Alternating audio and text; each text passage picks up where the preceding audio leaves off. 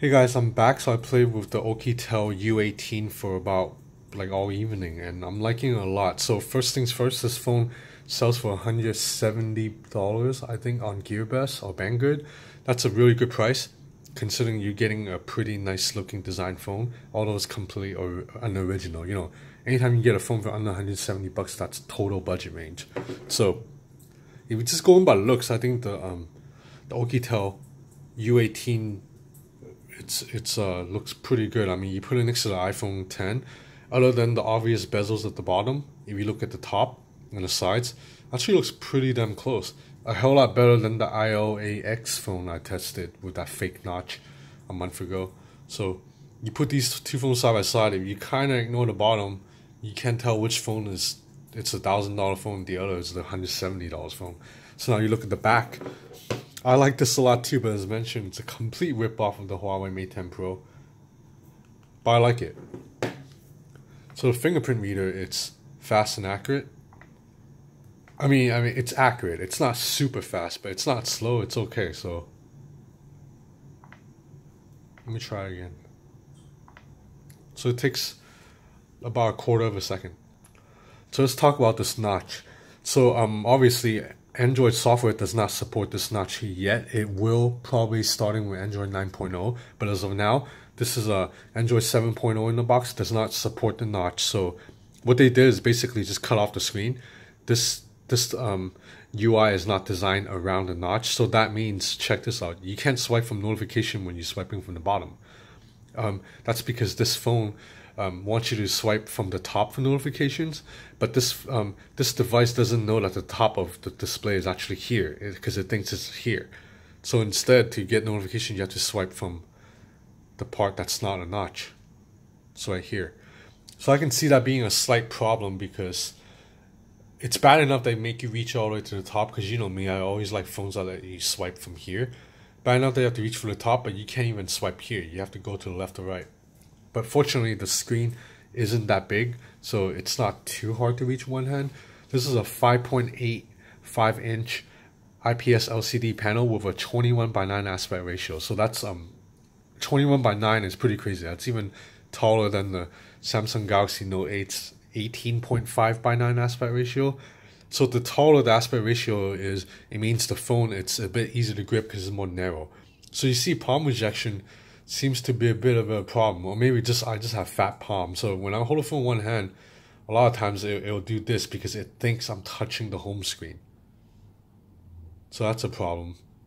But I can probably learn to just hold it like a little bit looser, not so tight, because I guess I have fat palms right here. So in terms of the UI, Oukitel software, it's pretty clean. You get an app tray, and I only added about 4 apps, so these are all the apps that come on the phone. So minimal bloat. I mean, sorry. So now the notch, it's weird. Like some apps will fill up all the way. So on Instagram, it fills up all the way to the top. But then when you watch YouTube, it doesn't go up all the way. And on Chrome, it doesn't go up all the way. You see Chrome, it cuts off right at the top. So now, but then even on Instagram stories though, if you're watching Instagram stories, it cuts off right before the notch, so you are getting a screen size that doesn't take advantage fully. But at the same time, that's the same thing with the iPhone 10. So it's not like the iPhone 10 is any better in this regard. So when you watch stories on the iPhone 10, same thing. It stops just right before the notch. So you are able to hide the navigation button, which I like, and there's actually quite a bit of settings and shortcuts. Not a lot, a little bit. So we'll go to gestures, motion. So you do have stuff like 3-finger screenshot. That's always useful. And then you also have gesture unlock. So I like these a lot. So you can draw an alphabet on the lock screen to launch something. So right now, you draw a circle to start YouTube. So let's test it out.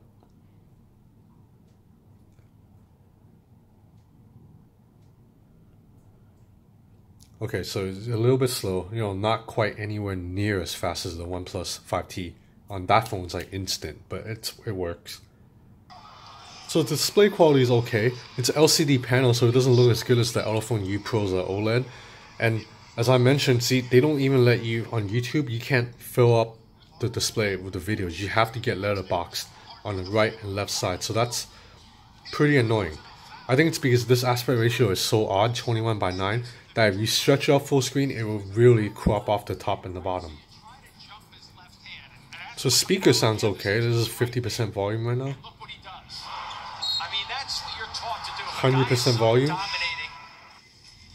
Okay, but you know we gotta test the volume with this, so this is 50% right here. So again, no bass at all.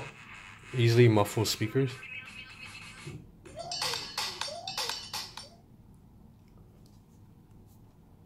Okay, as for gaming performance is actually pretty solid. There's a MediaTek M7, 5750 chipset.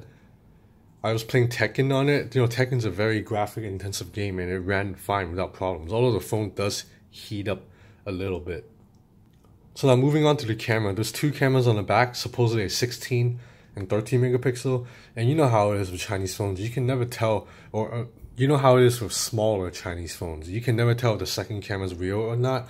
I'm tempted to say this is actually real because when I try to do bokeh effect and I cover the second lens, hold up.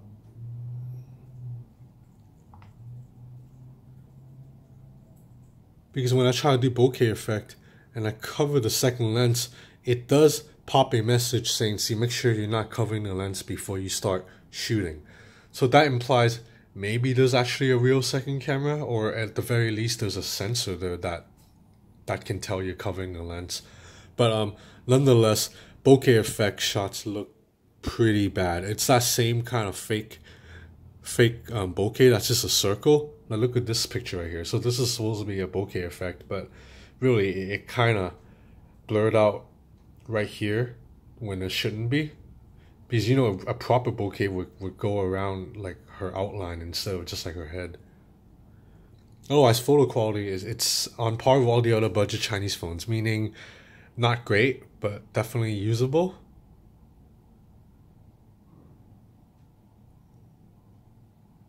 Like colors are always like a little bit lacking in,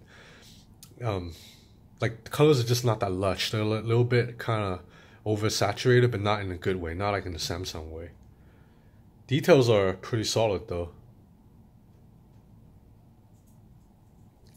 So this is a video of a shot.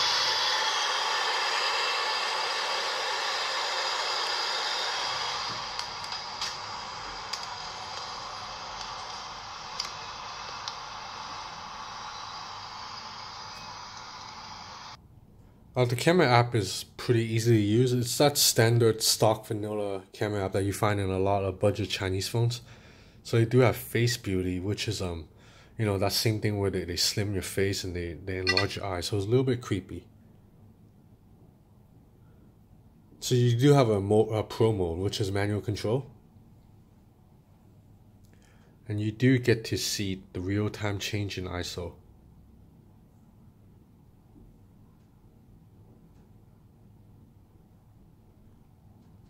Okay, so I think for 170 bucks, can't really ask for much more. You get a 4000 milliamp battery that will last you all day.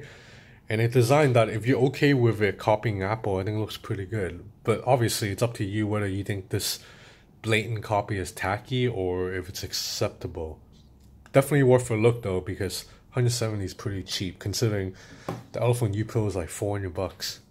Thanks for watching.